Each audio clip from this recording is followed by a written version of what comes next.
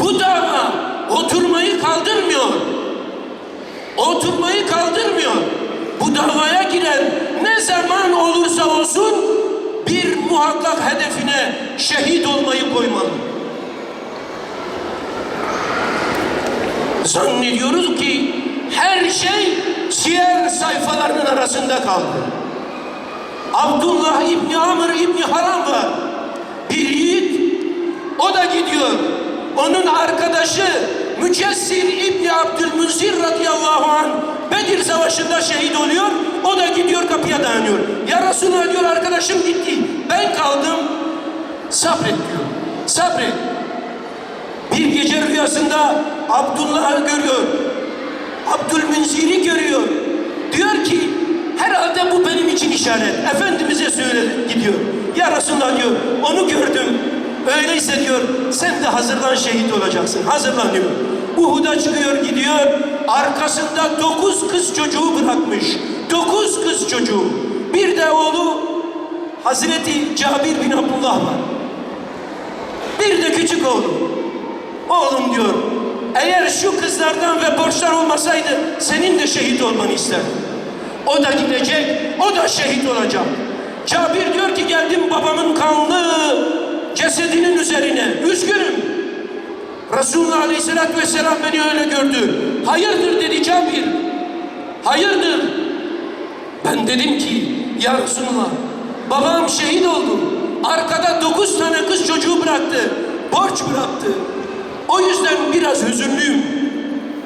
Efendimiz sallallahu aleyhi ve sellem döndü.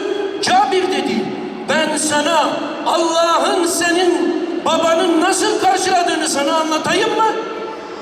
Anam babam sana feda olsun. Anlat ya Resulullah dedim. Dedi ki normalde Allah Celle Celaluhu perde arkasından konuşur insanlarla. Ama Allah o perdeyi kaldırdı ve senin babanla yüz yüze konuştu. Ona dedi ki kulum benden bir şey istiyor musun? Söyle, ne istiyorsan yapayım dedi. Babam dedi ki ya Rabbi dedi, beni dünyaya gönder, bir daha senin için şehit olayım.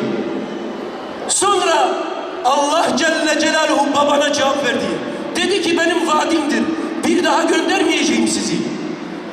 O zaman dedi, bizim halimizi bizden sonrakilere ilet ki bizden sonrakiler aşkla, şevkle şehadete tutkun olsunlar, korkmasınlar, önlerinde cennet olduğunu, Allah'ın rızası olduğunu bilsinler. Bunun üzerine de Allah Celle Celaluhu Ali İmran suresi 169, 170 ve 171. ayetleri gönderiyor. وَلَا تَحْسَبَنَّ الَّذ۪ينَ قُتُلُوا ف۪ي سَب۪يلِ اللّٰهِ اَمْوَاتًا بَلْ اَحْيَاءٌ عِنْدَ رَبِّهِمْ يُرْزَقُونَ. Sakın şehitleri, Allah yolunda öldürülenleri ölüler sanma. Onlar Rablerinin katında rızıklanıyorlar. Zannediyorduk ki Hazreti Hüseyin Kerbela'da şehit oldu.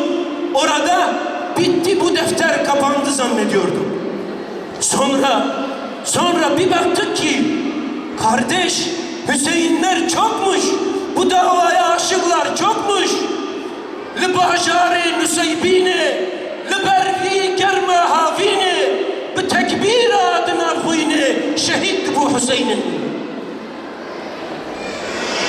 Zannediyorduk ki Hüseyin orada kaldı. Sonra bir baktık ki bir Hüseyin'imiz daha varmış.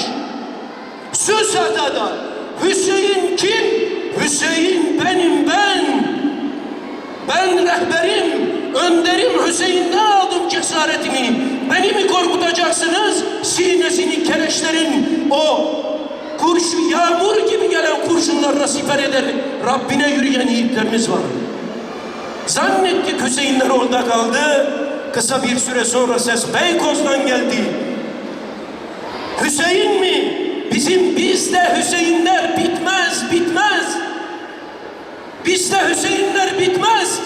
Şu meydan, şu salon, şurada kadınıyla erkeğine hepsi Hüseyin maşallah. Hepsi Hüseyin maşallah. Bizde Hüseyinler bitmez.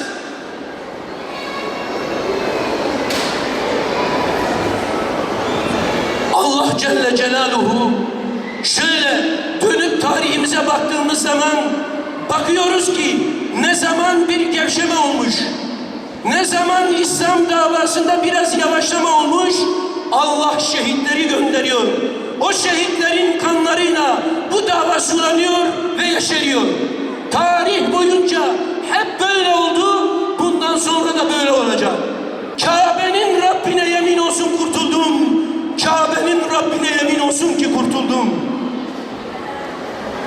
Sonra ondan önce Ömer'imiz var bizim. Dua ediyor. Allahümme erzukne şehadete fi sebilik ve mevteten fi beledi Resulik. Ya Rabbi senin yolunda senden şehadet istiyorum. Ya Rabbi ölümü de Resul'ün beldesi olan Medine'de istiyorum.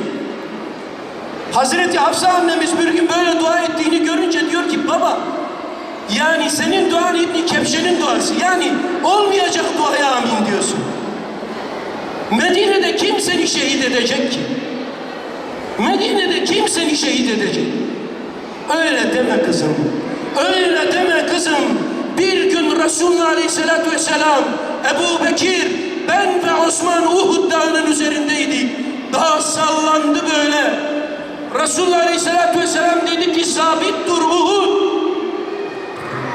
Sabit dur Uhud. Senin üzerinde bir nebi, bir sıddık, 2 de şehit var. Göreceksin ben şehit olacağım. Nerede şehit oldu? Resulullah Aleyhisselatü Vesselam'ın mihrabında şehit oldu. Feyruz isimli lakaplı Ebu Lü'le ismindeki bir köle 7 hançer, zehirli hançer vuracak, onu orada şehit edecek. Zannediyorduk ki bitti bunlar. Kim Medine'de şehit edecek? Sonra bir baktık Yahya Sinvar geldi. Herkes diyordu ki nerede bu Yahya Sinvar? Katar'da mı? Birleşik Arap Emirlikleri'nde mi? Yoksa başka yerlere mi gitti? Ama Yahya'ca yürüyordu. O peygamber olan Yahya'nın izinden yürüyordu. Nasıl Yahya Aleyhisselam şehit olmuşsa o da şehadetin peşinde yürüyordu.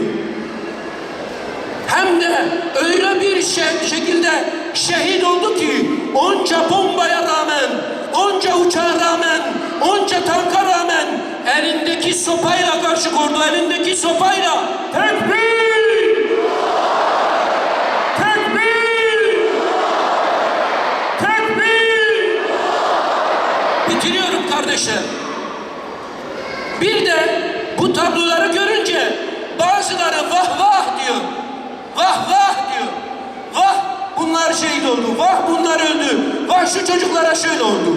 Onlara vah vah değil. Onlara vah vah değil.